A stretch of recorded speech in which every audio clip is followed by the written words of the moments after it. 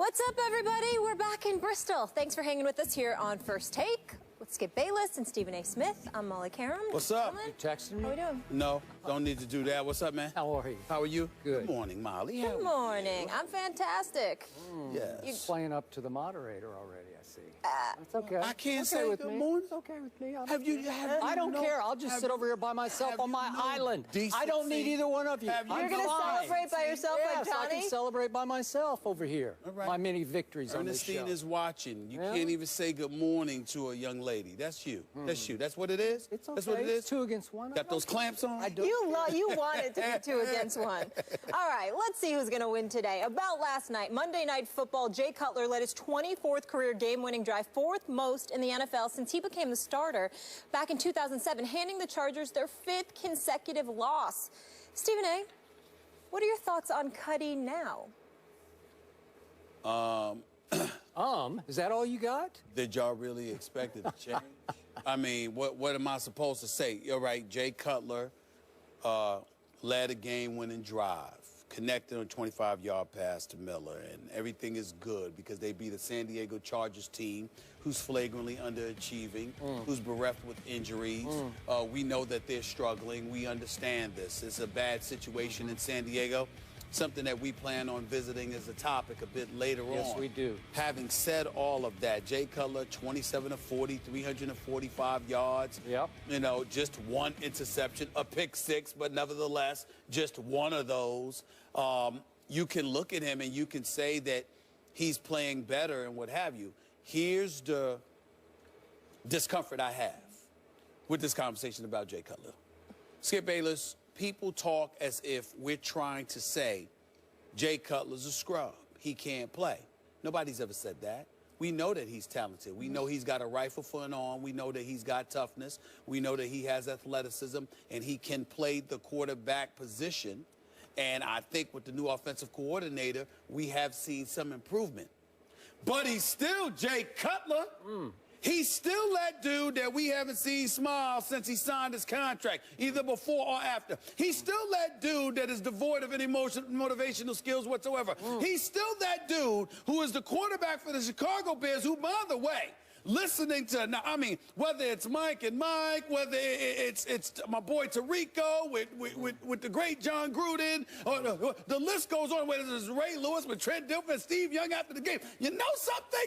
If I was not paying attention, I would have thought that the Chicago Bears are in tie for first place with Green Bay and Minnesota. I wouldn't think that they're 3 games back. I wouldn't think that when Green Bay and Minnesota are 6-2, that the Chicago Bears are 3-5, 2 games under 500, destined to miss the playoffs yet again with Jay Cutler as their quarterback. It amazes me.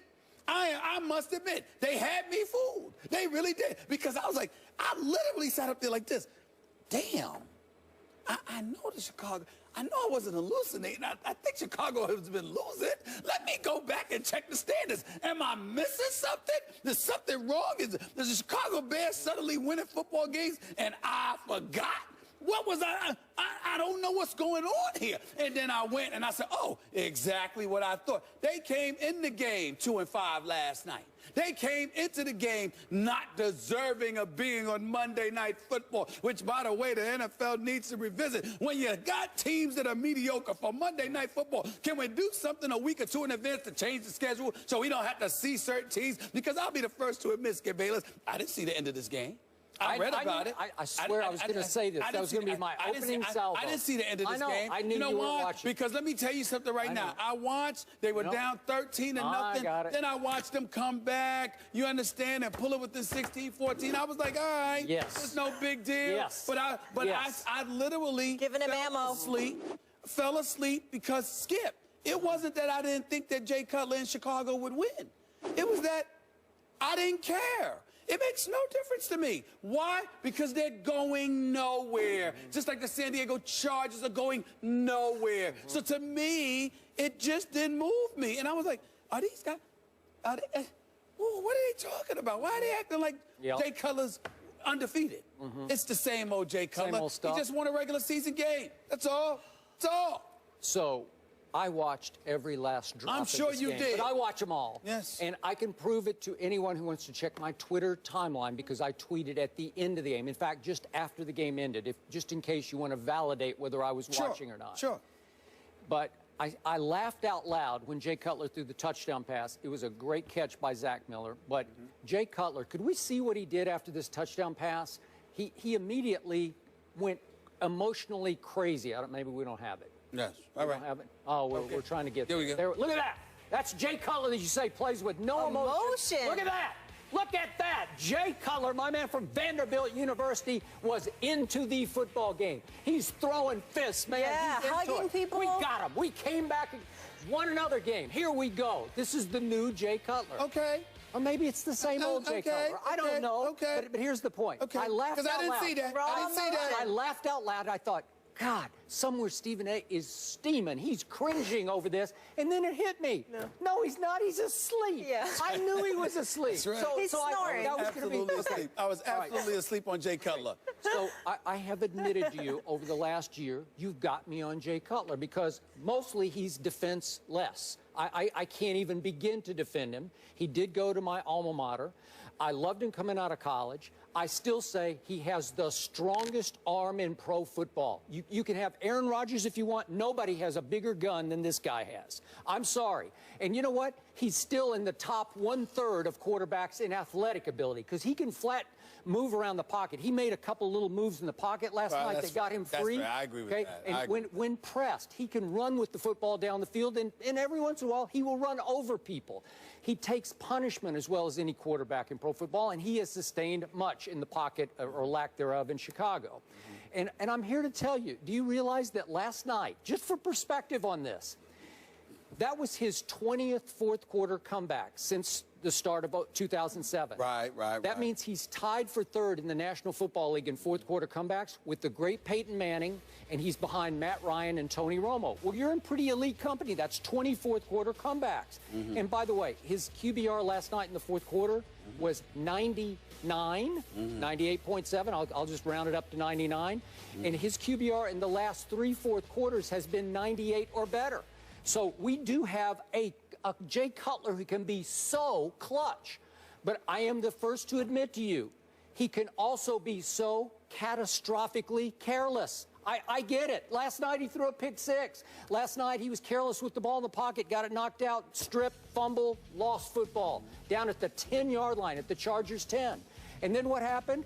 We went from, oh no, Cutler, to Great Jay, because there's Great Jay inside him. It's always in there. And when you least expect it, when he gets in a little comfort zone, he gets a little fired up, you better look out because nobody throws a better football. Again, you can have Aaron Rodgers. I'll give him to you. I'll take Jay Cutler for velocity, not for accuracy, just cannon shots. Where you say, whoa, did you see that? It leaps off your screen. That's the Jay Cutler I love and I hate because I'm never quite sure what I'm going to get from him.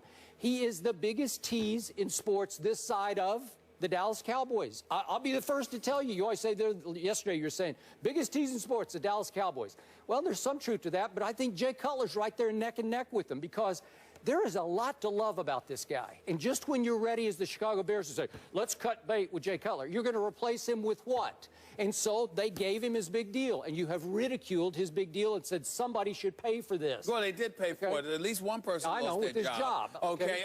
So one could make an argument that a head coach lost his job. A couple of offensive coordinators lost their jobs because you can't figure out how to work with this dude. But remember, the McCaskey family is still in charge. So you know, again, they can't lose their job. Well, they had to sign off on this. They can't lose their job. The reality, Skip Bayless, is this.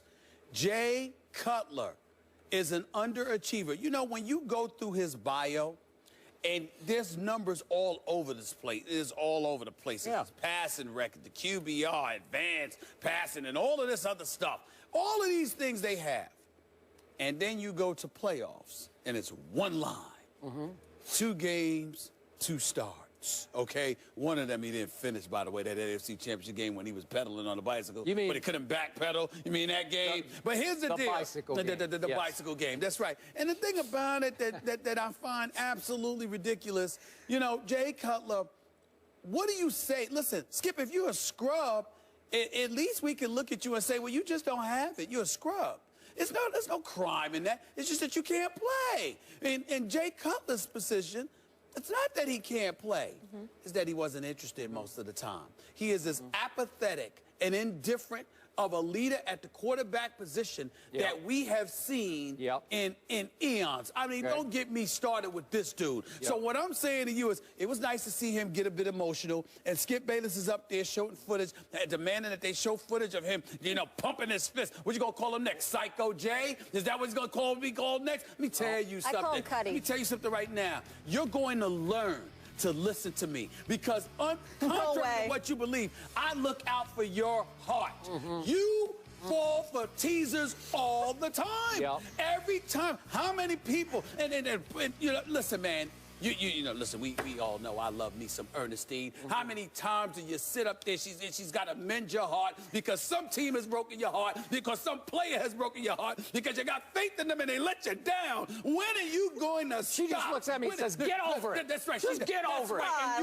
And you don't. And then I got to sit up here and try to pick up the pieces because your heart is cracked in half, because once again you found yet another individual to believe in. You've got no business believe in him. Don't trust him, Skip. Come to the light. Don't trust Jay Cutler. He's going to break your heart. He's going to let you down. Next week, he's going to look depressed. You can book it. Somehow, some way, this is what he does. This is what he does, Skip. And you better accept it, man. I'm tired of trying to mend your heart, man. You keep falling for this stuff. You keep falling for it. I trust my man Steve Young on the late Sports Center last night, saying that Jay Cutler has fallen into a new comfort zone with Adam Gase as his coordinator and Dal Loggins, who used to be Johnny Manziel's quarterback coach in Cleveland, now as his quarterback coach. I'm starting to believe here. Maybe this is the perfect spot for Jay Cutler. And I'm going to remind you, does he have Kevin White, their first-round draft pick, that I said was going to be the best receiver in the draft? No. Nope, he does not. Hasn't had him all year. Okay. Did he have Matt Forte last night? No, he did not. No, he did not. Did he have Eddie Royal last night? Maybe his second best. I'm going on the last several years where he had all of those dudes, plus Brandon Marshall, and still couldn't get the job done. And oh, by the way, over the next 3 weeks, they are at St. Louis next week. Then they have Denver, and then they're at Green Bay. I smell a 3-game losing streak coming on board. Let's see how Jay Cutler is then. Just stop it. Wait, I mean, it's just hard to take. Hasn't Aaron Rodgers lost 2 in a row? Yes, he has. Yes, he has. Excuse me. You think the Bears are going to go to Green Bay and beat him? Maybe if they're a little healthier. Let me tell you something. You need to stop it. And by the way, it's sacrilegious to mention Jay Cutler in the same breath as Aaron Rodgers. I don't know about that. Jay Cutler, please. Jay Cutler, just stop it. He can't wait for the Aussie. I'm trying to tell you right now, he already got his vacation plan. He know where he's going. You know, he's like, how long he's going to stay there. He got the date all lined up. He probably made his vacation reservations for the first week of January before the season even began. That's who he is, okay? I'm just trying to tell you. You don't know who he is? He's this Jay Cutler. He's this guy. Yes.